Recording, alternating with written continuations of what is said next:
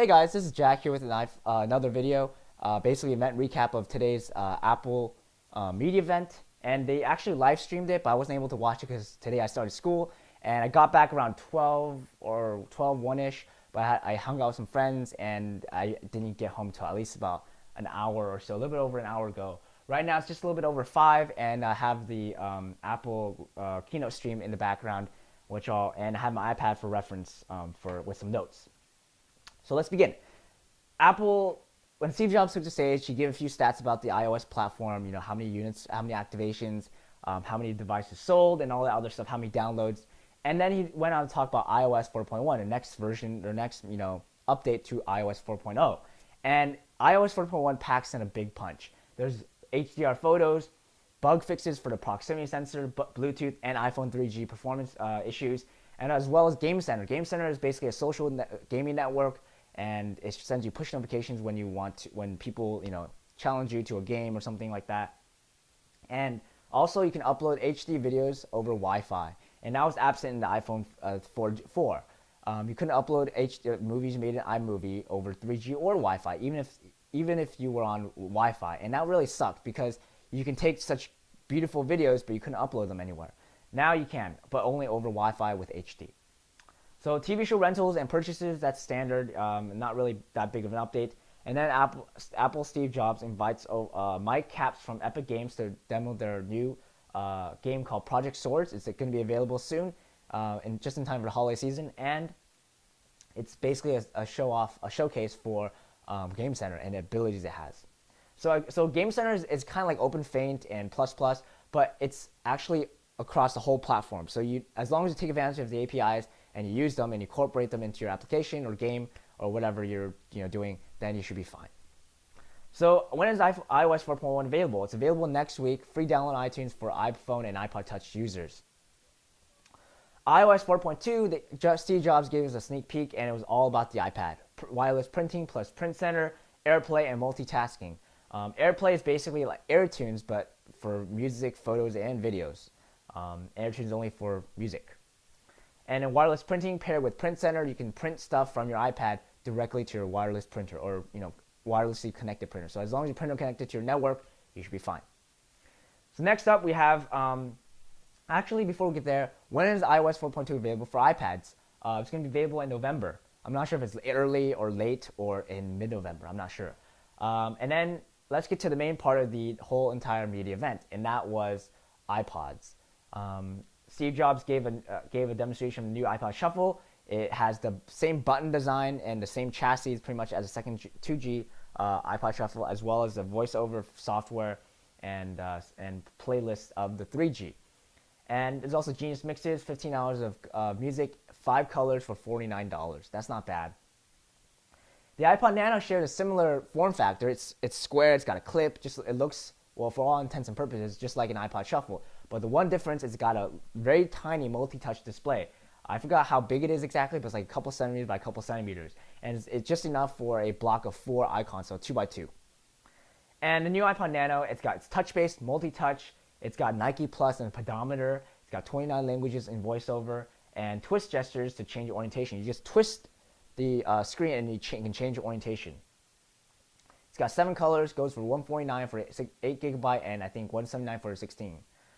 So the iPod Touch is really cool. It's thinner, it's got HD video recording on the back, as well as a FaceTime camera. So it's got 2 cameras, one on the back, one on the front, and you can use FaceTime with people with the iPhone. So it's a great way for you to, instead of buying someone an iPhone and a contract that it comes with, you can buy them an iPod Touch. You can use the same thing. The iPod Touch is basically an iPhone without the phone now, because it's got dual cameras, it's got Retina displays, and that's really cool. It's got the A4 chip, 3-axis gyro sensor, HD video recording, rear camera, 40 hours of music, and it works with iMovie. So you can use the iPod Touch as some sort of flip HD video camera, and you can also edit the video and export it using your iPod Touch. You can also upload it to YouTube. So all of these are available for pre-order today. They ship next week, so I assume they're available next week for purchase as well. And let's move on to iTunes, and then the Apple TV. iTunes, Steve Jobs gave a bunch of stats, like how many shows downloaded, how many accounts, how many whatever. And then the new iTunes 10. The new iTunes 10 will have a different icon. The icon is basically a music symbol, a note or a score, and they took out the CD portion of the logo and just made it the note.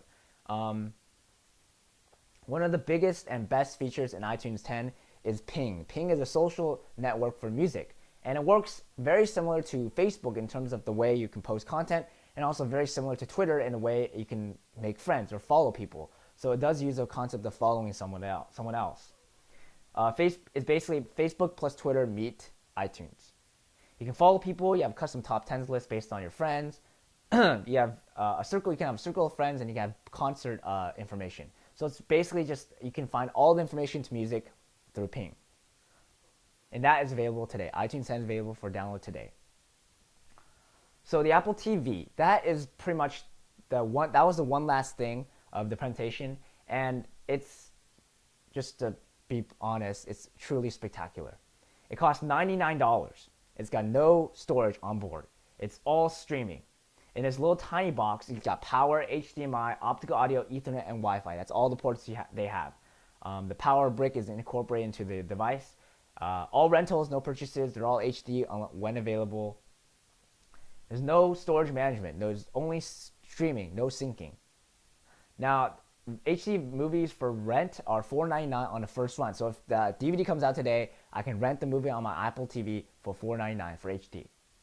Now, HD TV shows are just 99 cents each. So again, the rumors were confirmed, just like the iPod Nano. They're all commercial free, and the only two networks that have it are ABC and Fox. So if you watch a lot of TV shows from HBO, or if you're in another country, you watch them from another network, then I guess you're out of luck because it doesn't work with those networks. It's got Netflix streaming, YouTube, Flickr, and Mobile Me. It's got a new UI, and you can use AirPlay, and you can stream your content from your iOS device to your Apple TV, and then from there to the TV. So Apple TV, how big is it?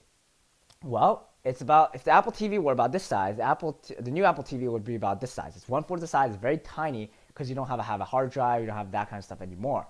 As well as you can pre-order one today, and it will ship in 4 weeks. Now, that pretty much concludes Apple's September 1 media event. It's been a truly spectacular event. There's a lot of new products. I won't be ordering a new iPod Touch because, again, I have an iPhone. I have all that stuff. I have an iPad. I'm waiting for the November software release, and I'm probably going to be getting the Apple TV. But again, the Apple TV is not going to be released until in a month, 4 weeks. So I have to wait that long to buy it. And once I do buy it, I will unbox it and put it up for review. So at the end of the media event, Steve Jobs invited someone from Coldplay. I forgot his name. I don't really listen to Coldplay, but I know they're a great band. Their songs are really cool. They're really great. And he plays a couple songs for the audience. That is basically Apple's media event. I'll give you my thoughts real quick. I think the new iPod Shuffles is kind of a step backwards because it does not have a truly new design. The iPod Classic didn't get any changes because, again, it's classic. And iPod Touch was really great, but it's really great because now it's basically an iPhone just without the phone. It's got both cameras and all that good stuff. And as well as the Apple TV, I think the Apple TV was the best product announced today. It's a completely revamp of the old Apple TV. New way for everything, new interface, new this, new that, new everything, new price even.